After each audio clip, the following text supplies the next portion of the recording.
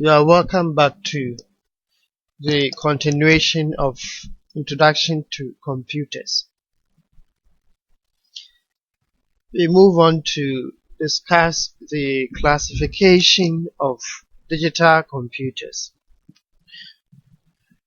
Digital computers are classified based on the following. 1.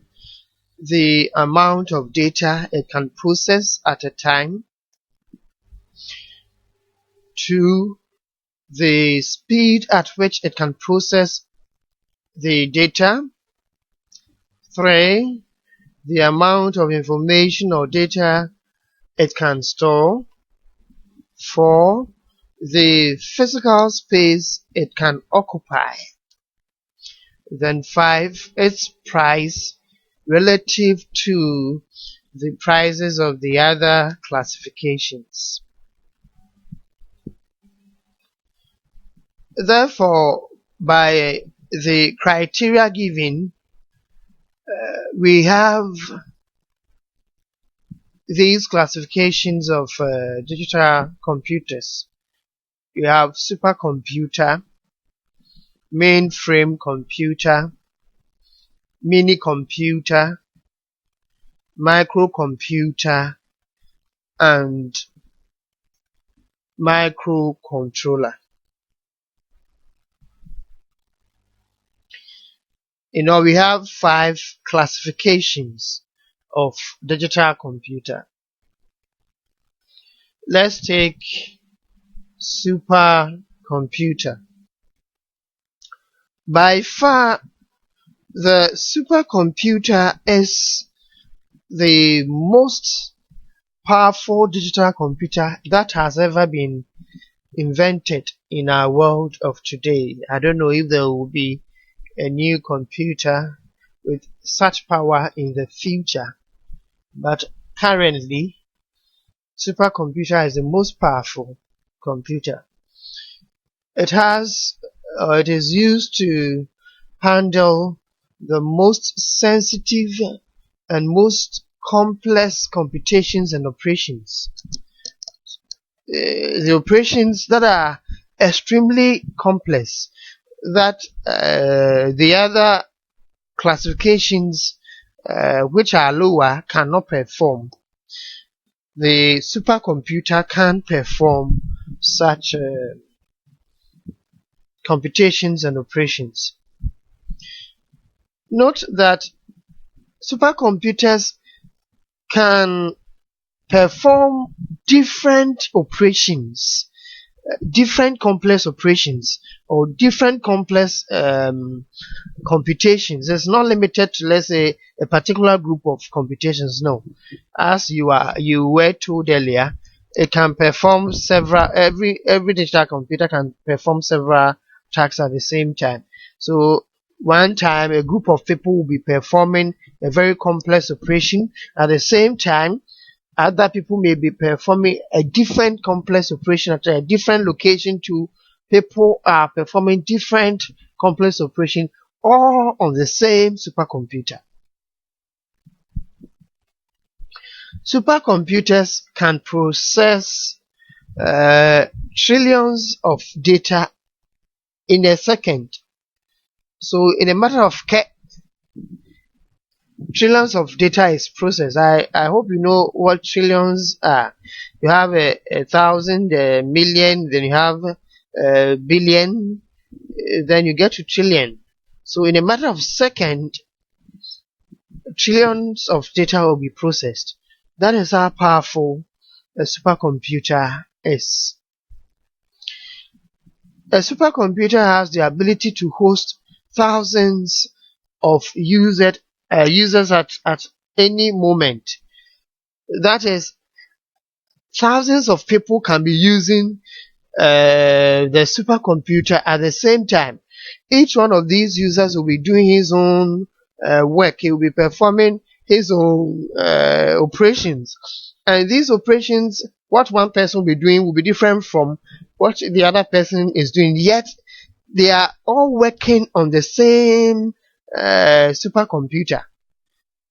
I hope you do understand. Supercomputers, well, this one I would disagree in a way, but you get some supercomputers occupying an entire floor. Let's say you have a story building about the whole floor is not divided into rooms, but it is one whole room. A supercomputer can occupy the entire floor. Okay, it can occupy the entire floor of a building. This should tell you that it is very huge. Now, a supercomputer doesn't necessarily have to be just one device. No, it is a set of devices that form that supercomputer. The cost of a supercomputer ranges from $20 million to and above, which means it can go beyond and beyond and beyond, depending on how powerful it is.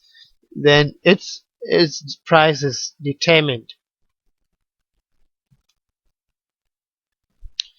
Some of the operations that a supercomputer is used to handle are weather forecasting, nuclear energy, research, oil exploration, and so on and so forth. We also have aircraft design, space exploration. We have explained space exploration. Then we have online banking. Online banking, you can control it using supercomputer. But of course, we have networks as well that is gradually taking on that sort of operations. So this is the image of a supercomputer. This is how it looks like. I see that there are different compartments, and it occupies the entire floor. The most powerful, let me check for you, supercomputer currently in our world of today is some are disputing this one. They say it's a K computers developed in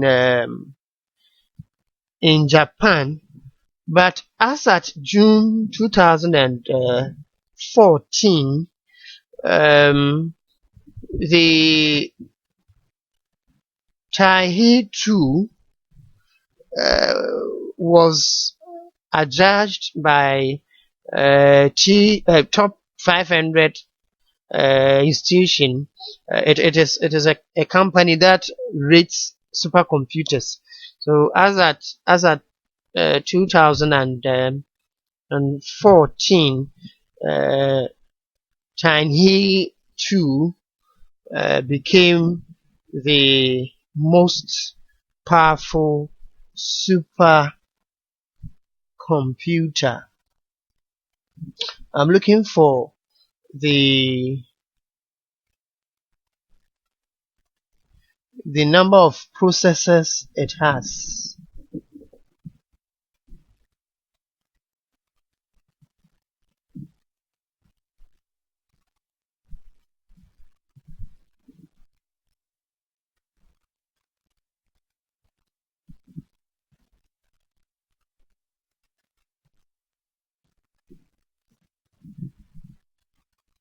Oh.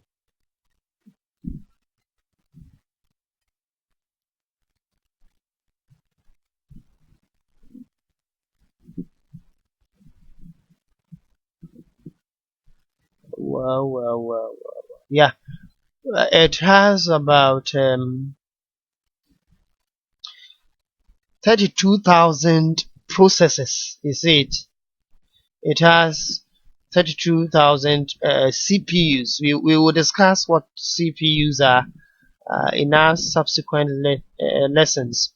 Okay, so even one CPU is able to work so fast, and if one one supercomputer has a 32,000 CPUs, then you can imagine how fast it can work. Okay, you can imagine how fast it can work. So this is how a supercomputer is like. This is the image of a supercomputer. Let us proceed to a mainframe computer.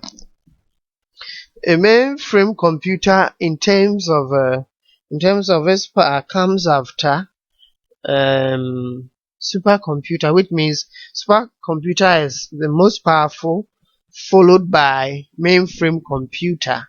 Then the others follow in that range. This type comes after supercomputer in terms of its processing ability. I have explained this. It can process millions. Supercomputer processes trillions. But this one does process millions of data and instructions per second, but can store and access billions of data per second, which means users can easily get access to data information that has been stored in a matter of seconds. Okay, billions. I have not been able to identify the amount of data that can be accessed on the supercomputers, but in a matter of seconds, different users are accessing billions of data at the same time. Okay, at the same time, and it can process millions of data in a matter of seconds. Then a million of data is processed. Supercomputer and mainframe computers require air-conditioned rooms, but the requirement of air conditions for supercomputer is higher than that is required by mainframe computer. What does this mean? You know, even human beings, when you are running and you run at a faster speed or pace, you notice your body generates a lot of heat. If even with your human being, with your limited speed, you can't run so fast. Okay, you generate a lot of heat. How much more a supercomputer? Okay, so it needs a high level of cooling. It needs to be kept in a high, well air-conditioned room, which will provide it a lot of cooling because of the heat that will be generated as a result of the faster rate of processing, with all the thousands of processors that it has. Okay, so you need to have air conditions for supercomputers and mainframe computers. The cost of mainframe is from 35,000 US dollars to some millions of US dollars. So it doesn't go beyond the it doesn't even go any near supercomputer. Supercomputer comes in different sizes. Some may come as a one compartment. Others too are broken in pieces, like what I have shown here. Well, we will come to that one later. It is mostly used in universities, large universities. Mainframe computers are used in large universities, major governmental agencies, large industries and businesses, and insurance companies. So yeah, this is how you find some of the mainframe computers are like. So these entire form the mainframe computers, if we take out the human beings, of course. But let me show you one compacted mainframe computer. Yeah, this one here. You notice it. This one too on its own forms a mainframe computer. I hope you understand. So you can have two different shapes.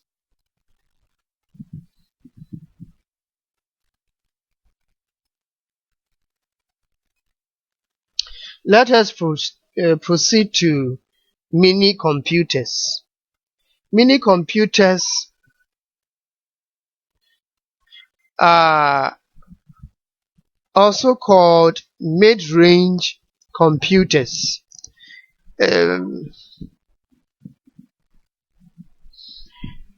It comes after mainframe computers in terms of its processing ability, storage, and users.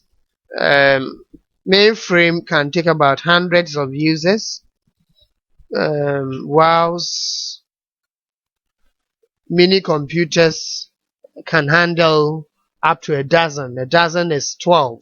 So 12 people can use mini computers at the same time.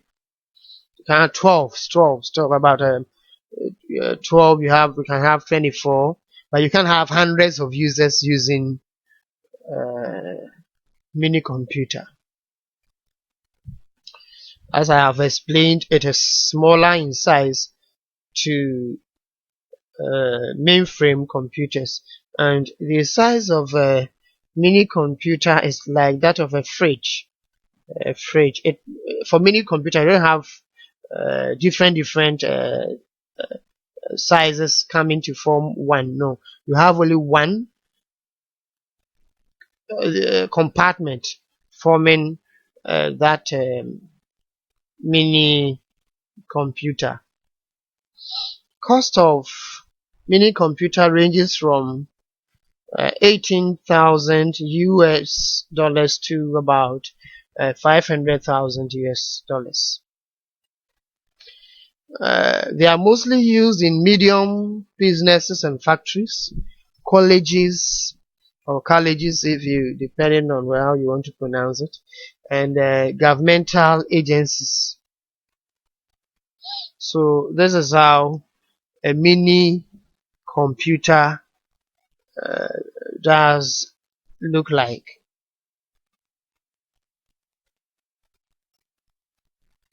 We come to microcomputers. Microcomputers, another name for microcomputers is personal computers. For a microcomputer, it can handle only one user at a time, which means that it's only one person who can use it at a particular time. You can't have two people using it at the same time. Okay, it's only one user. So if, let's say, I'm using it, after using it, then someone will come after me to use it, but two people cannot use it at the same time. Personal computers or PCs have different sizes.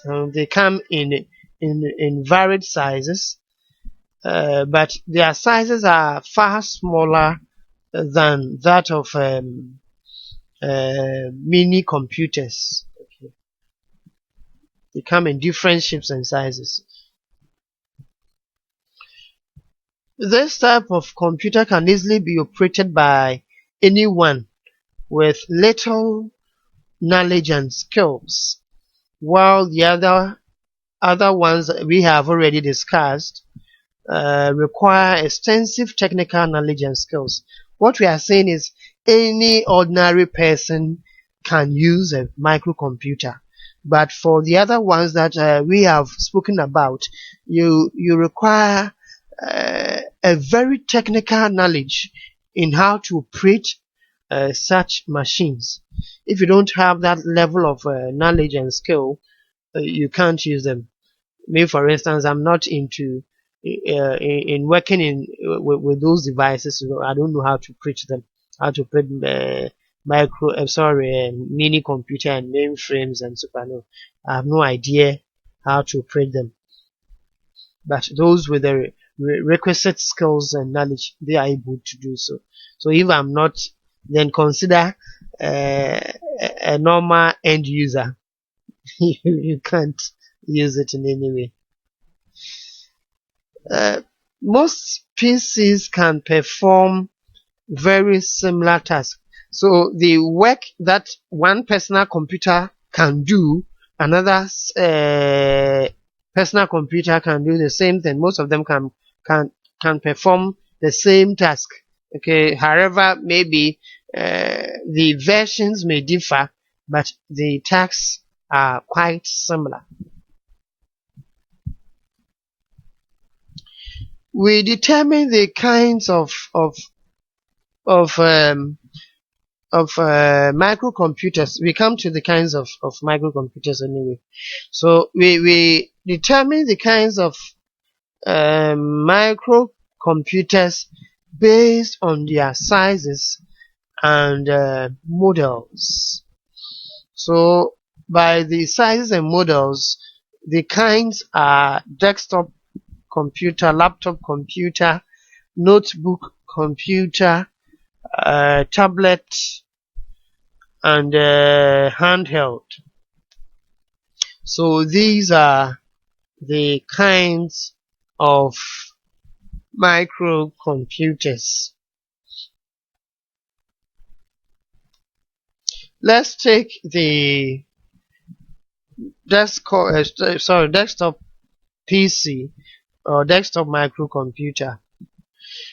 A desktop computer, normally you find it placed on a desk, but you can't take it along wherever you go. So it is likely that you find your desktop on your desk, your desktop PC on your desk. Some of these components are separated from each other. So for instance, you have a monitor sitting on its own, a keyboard on its own, a mouse on its own, then you have your system unit. Mostly too, you find your system unit maybe seated below the desktop of your table, right? Then your monitor, the mouse, and the keyboard will sit at the top of your desk. All right. So this is how your desktop computer looks like. You have your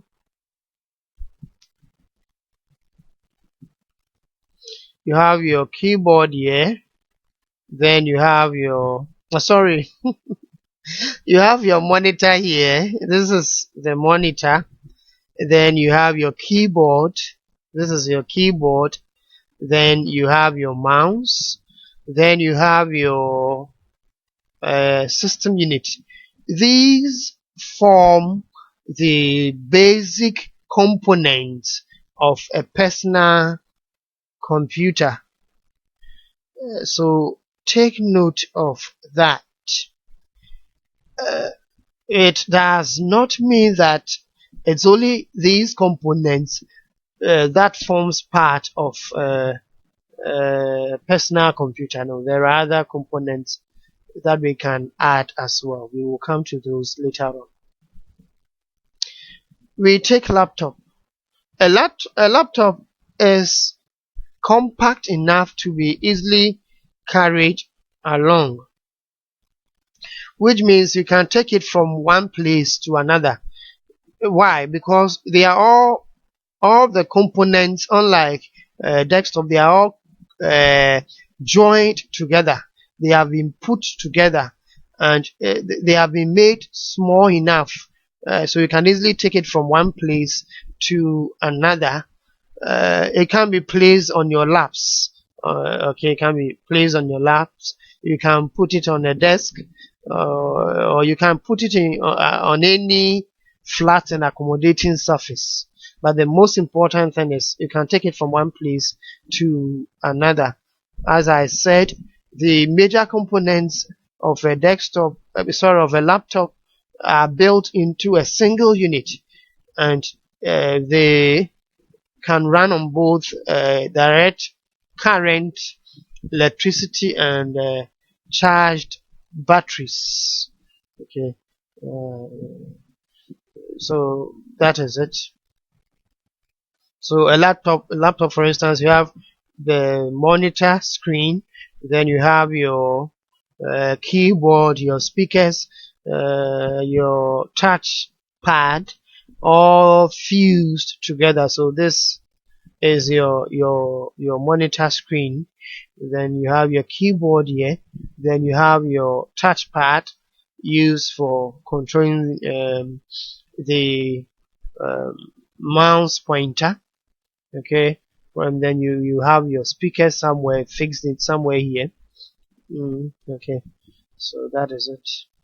But for desktop computers, they normally run on direct current from your electricity corporation, ECG, or if you are in the north, NEDCO will supply you electricity, so you attach, you draw power from them into your machine. But for laptop, you can charge it and then take it anywhere, so it will run on the battery and then work efficiently. So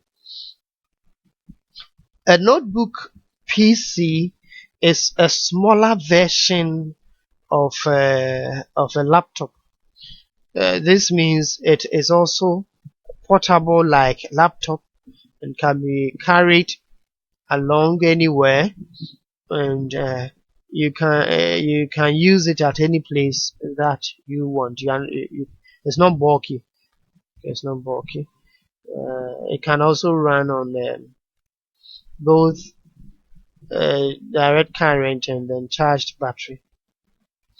The next kind of microcomputer is tablet. Alright, for tablets, they are like slates. I don't know if you've seen. Yeah, you should have seen the slates on which children write. Okay, so it has a screen. Then the screen is sensitive. Okay, it is sensitive. Now you normally write on the screen, and you also use your fingertips. You can also use your fingertips to issue commands on the top of the screen, and you write with the stylus. That pen here, this object here, looking like a pen, is what is known as the stylus. So you use the stylus to write, and as you write, it is captured into the system and then converted into the digital format. Right. Of course, some tablets do come with a keyboard and a touchpad. Some do not come with them, so you can write on their screen. So it is a slate-like computer on which we use a stylus to write data into, and we can also use our fingertips to give commands, to issue commands into the computer, but we can't use the fingertips to enter data. Okay, so you can even draw with your stylus, and whatever you design will be captured into the tablet. And of course, you can use it to perform all the other tasks, as I said. Of course, you can draw on a laptop. You can draw on a desktop. You can draw on notebook. But the only part is for desktop and laptop and notebook. They don't have sensitive touch screens.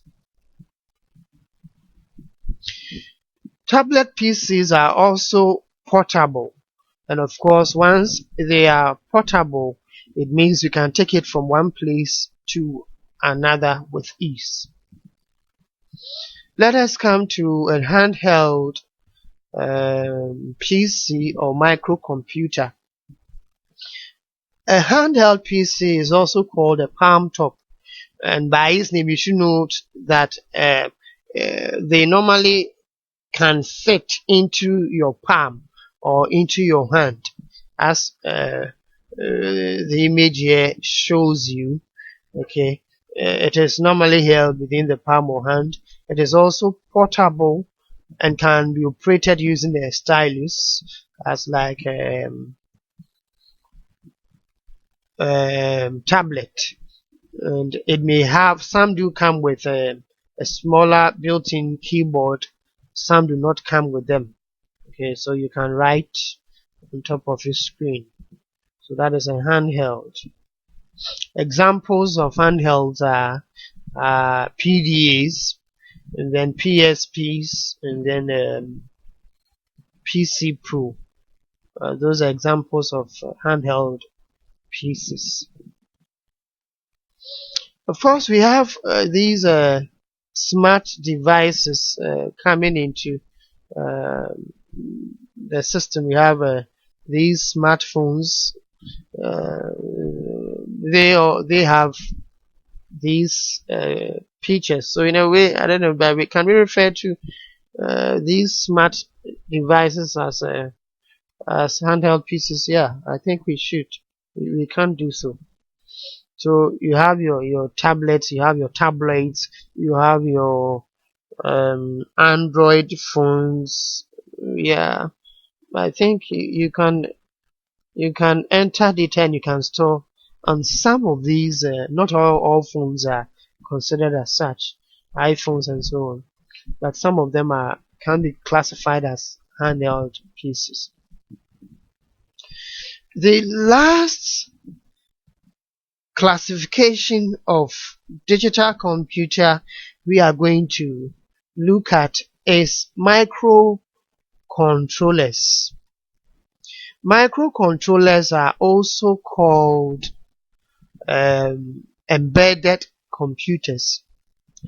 When we were discussing hybrid computers, we said it has the features of analog and digital. The part of a hybrid computer that enables it to perform the functions of a digital computer is the embedded computer. So we fix the embedded computer into the hybrid computer to make it have the digital features or digital characteristics.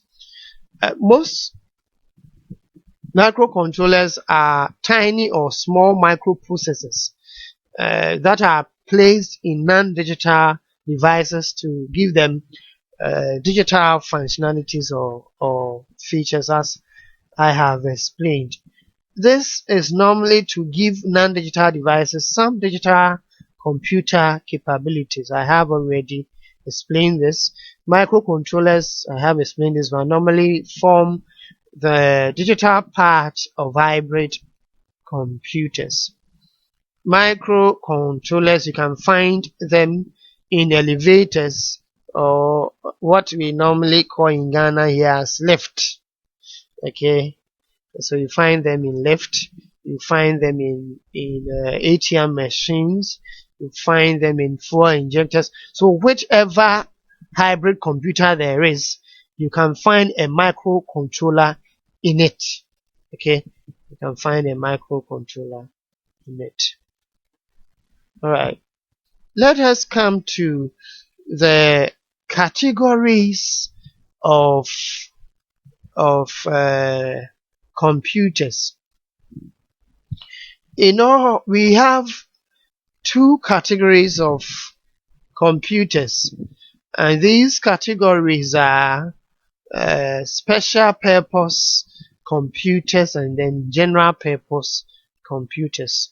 When we say something is special, For us, special purpose computers is a category of computer that can perform specific functions or tasks at all times. Okay, so they have been designed in a way to do special things, and those special things are what they are supposed to do every time. Okay, every analog computer and every hybrid computer is classified as special purpose computers because their functions are determined, and those functions those functions are performed only. Beside those functions, none other functions can be performed by these types of computers. So analog computers and hybrid computers can be categorized as special purpose because they can do specific tasks or functions at all times. But for general purpose computers, they can perform several and varied tasks at any time, which means they can do so many things. They can perform several functions, different however they may be.